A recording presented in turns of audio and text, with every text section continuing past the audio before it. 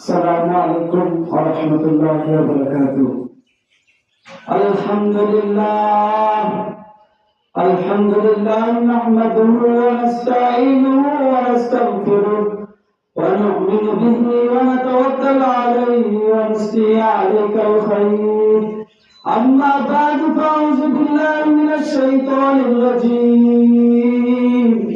بسم الله الرحمن الرحيم.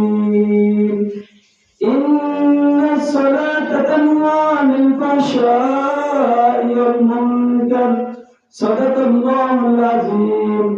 قال رسول الله صلى الله عليه وسلم: مفتاح الجنة الصلاة، أو كما قال عليه الصلاة والسلام.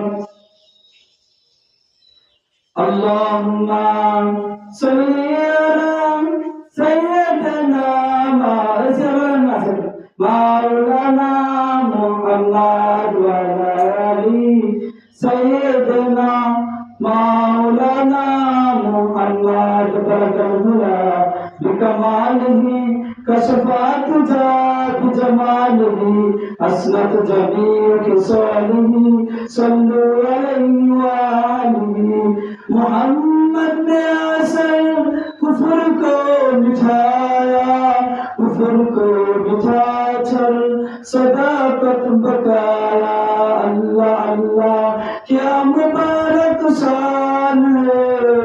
अल्लाह अल्लाह आशिकों का काम है. हजरत अबू जले गफारी खातमे खैरुल बशर के तुमतों ने जिंदगी भर ना बनाया अपना घर. আলহামদুলিল্লাহ, আজকে পবিত্র জুমার নামাজ আদায় করার লক্ষ্যে, পবিত্র জুমার নামাজের দিনে জুমার নামাজ আদায় করার লক্ষ্যে অন্যদের তুলনায় আগে আগে মসজিদে এসে বসার তৌফিক দান করেছেন।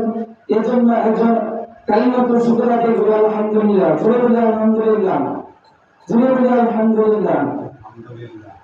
এমন মসজিদটা হচ্ছে এমন এক মসজিদ যে মসজিদে আমরা তো বসে একের পর এক লাইনের পর লাইন, আর এই মসজিদ থেকে একটা ফেরেশতা বসে উপরে, আরেক ফেরেশতা বসে তার উপরে, আরেক ফেরেশতা বসে তার উপরে, আরেক ফেরেশতা তার উপরে, এরপরে যাইতে যাইতে আরশে আজিম পর্যন্ত ফেরেশতাদের মসজিদটা চলে যায়।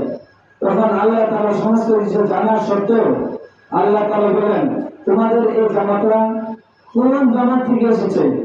তখন ফেরেশতারা জবাব দেয়, হে আল্লাহ, সাহেব নগর কাঙ্গালিপাড়া জামে মসজিদ থেকে আমাদের এই জামাত এসেছে। তখন আল্লাহ তাআলা রব্বুল আলামিন বলে দেন, কাঙ্গালিপাড়া জামে মসজিদে যত মুসলিম আছে নামাজ পড়তে ছেড়ে সকলকে আমি সকলের গুনাহগুলো মাফ করে দিলাম। বলেন না সুবহানাল্লাহ।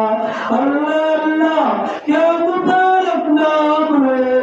अल्लाह अल्लाह आशिकों का काम है. मेरे मुहतरम दोस्तों, बुजुर्गों, मेहमानगण, मेरे आलिया पीर बुजुर्ग অনেকে আমার সামনে আছেন, অনেক বড় বড় বুজুর্গরা সামনে আমার সামনে আছেন। আপনারা জানেন, কোরআন হাদিসের বয়ান আপনারা সবাই জানেন। আমি ছোট মানুষ, আমার যদি কোনো বন্ধু চলে থাকে তাহলে আপনারা ক্ষমার দৃষ্টিতে দেখে আমাকে বন্ধু জীবন ধরিয়ে দিবেন। আমার আজকের বিষয় হচ্ছে নামাজ। আমি নামাজ পড়ি মসজিদে। আল্লাহ তাআলা বলেন, ইন্নাস সালাতা তানহা আনিল ফাহশাই ওয়াল মুনকার। আল্লাহ তাআলা বলেন, নিশ্চয় নামাজ সমস্ত ফাহশা কাজ থেকে বিরত রাখে। এটা কে বলছে? আল্লাহ বলেন, কে বলছে? আল্লাহ বলছে। কে বলছে? আল্লাহ বলছেন।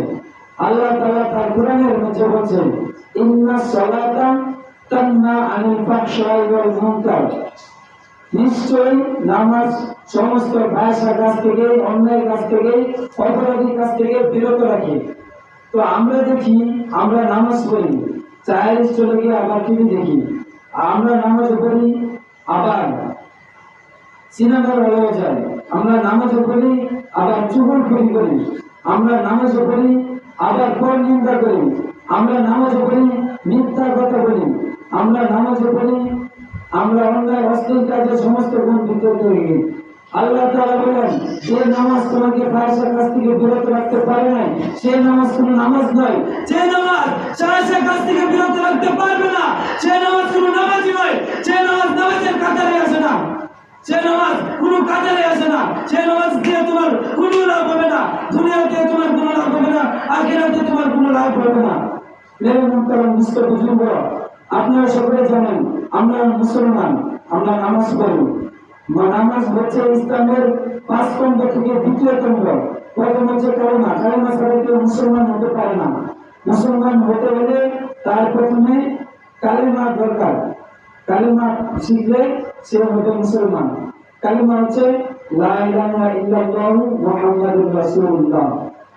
আমি সাক্ষ্য দিতেছি, কালেমার অর্থ আমি স্বীকার করছি যে আল্লাহ তাআলা এক এবং অদ্বিতীয় আর কোন মাহবুব নাই।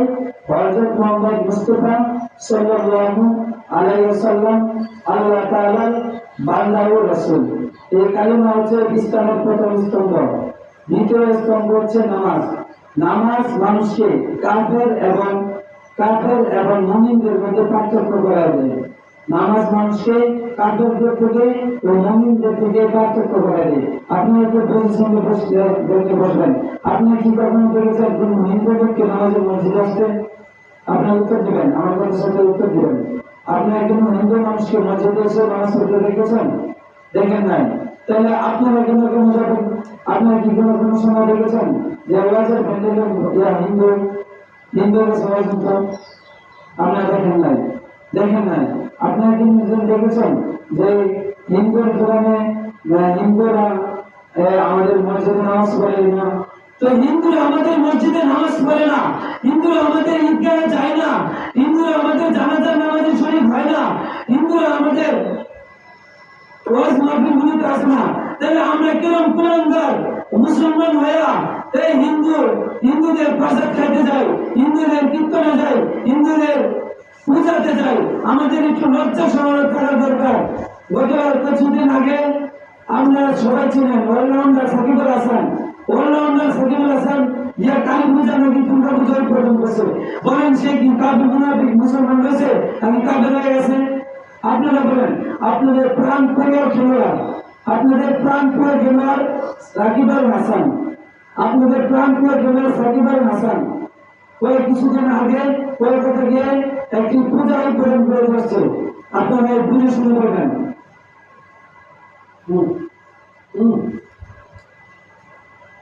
আপনারা বুঝে শুনে উত্তর দেবেন। আপনাদের প্রাণ প্রিয় খেলোয়াড় সাকিব আল হাসান কিছুদিন আগে একটা দুর্গা পূজা নাকি কালী পূজা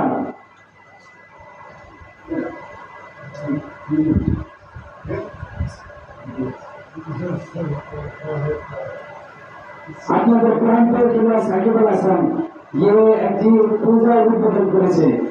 তো আপনারা যদি মুসলমান হন, মুসলমানরা যদি পূজা উদ্বোধন করেন, আপনারা কখনো দেখেন না একজন হিন্দু আছে আমাদের ঈদ উদ্বোধন করতে? আমরা কি কখনো দেখেছি বিরাট কোহলি আছে আমাদের ঈদ উদ্বোধন করছে? বিরাট কোহলি কি আমাদের ঈদ উদ্বোধন করছে? উদ্বোধন করেন নাই। বিরাট কোহলি আমাদের ঈদ উদ্বোধন করেন নাই। রোহিত শর্মা আমাদের ঈদ উদ্বোধন করেন নাই।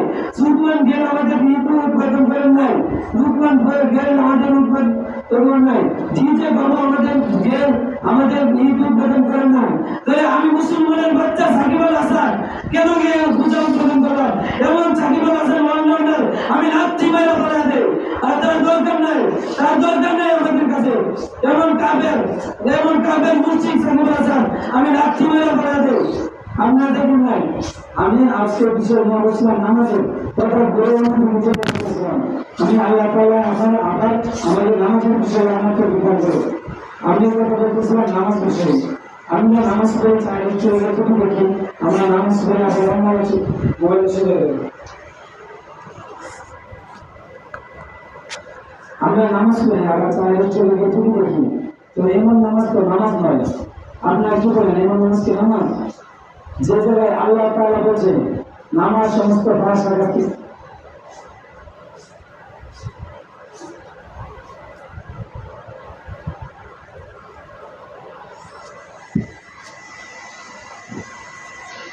আল্লাহ তাআলা বলেছেন ইন্নাস সালাতা তানহা আনিল ফাহশাই ওয়াল মুনকার, নামাজ সমস্ত ফাহশা কাজ থেকে বিরত রাখে। তো আমরা তো দেখতেছি আমরা নামাজ পড়ে আমরা ফাহশা কাজ করি, নামাজ পড়ে আমরা চুরি করে করি, তাহলে আমাদের নামাজ আমাদের ফাহশা কাজ থেকে বিরত রাখতে পারেন নাই। তার মানে এটা বোঝা যায় যে আমাদের নামাজই হয় নাই। যদি নামাজি হইতো তাহলে আমাদের নামাজ আমাকে ফাহশা কাজ থেকে কেন ফিরাতে পারে না, আমাকে সুদ খাওয়া থেকে কেন ফিরাতে পারে না, আমাকে ঘুষ খাওয়া থেকে কেন ফিরাতে পারে না। তার মানে বোঝা যাচ্ছে যে আমাদের নামাজ হয় নাই, আমাদের নামাজই পরিপূর্ণ হয় নাই। আমাদের নামাজ যদি পরিপূর্ণ হইতো তাহলে আমাদের নামাজ আমাদেরকে সুদ করে ওই ঘুষখোর থেকে ফিরে রাখতো। আমরা সুদ খাই, মসজিদের আসি, আমরা মসজিদে এসে নামাজ পড়ি, আর বাইরে গিয়ে সুদ খাই, তাহলে আমরা কেমন নামাজ হইলাম যে নামাজ আমাদেরকে ফাহশা কাজ থেকে বিরত রাখতে পারে না। আল্লাহ তাআলা সকলকে নামাজ সকলে নামাজ এমন অর্থ বিধান করে যাতে করে সমস্ত ফাহশা কাজ থেকে বিরত রাখে।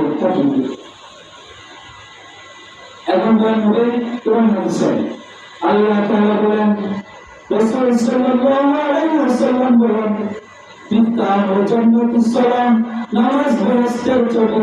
আপনি 70 বছর, 60 বছর, 80 বছর, 100 বছর ইবাদত করে গেলেন, কিন্তু 4 রাত নফল নামাজের কথা দিলেন, কিন্তু আপনি ফজর নামাজ ও আসর নামাজের ইহতিমাম করলেন না।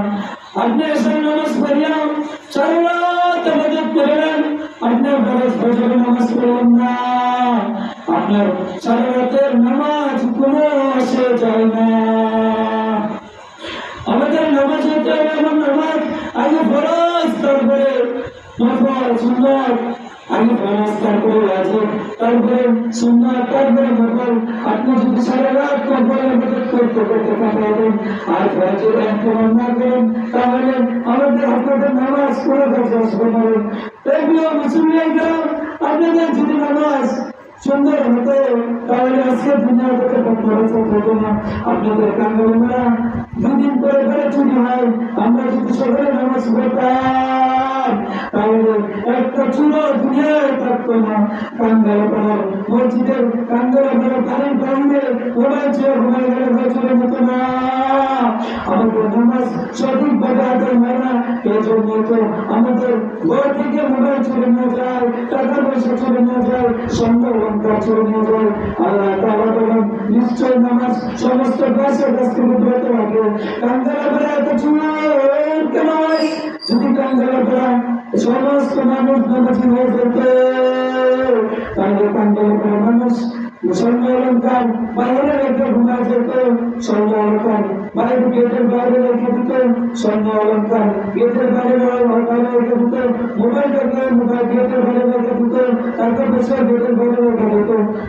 একটা মানুষ চুরি করার জন্য আসতো না।